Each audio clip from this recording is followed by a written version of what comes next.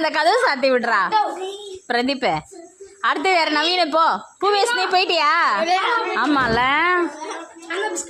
தம்பி வச்சுக்கோங்கடா. மைக்கிள் வரட்டும் அடுத்தது. ஏய் பர்றா. எவ்வளோ ஸ்போர்ட்டிவா விளையாடுறான் பரவ. மைக்கிள் நீ போ. தம்பி பக்கத்தில் யாருன்னா உட்காந்துக்காங்க போயிட்டு.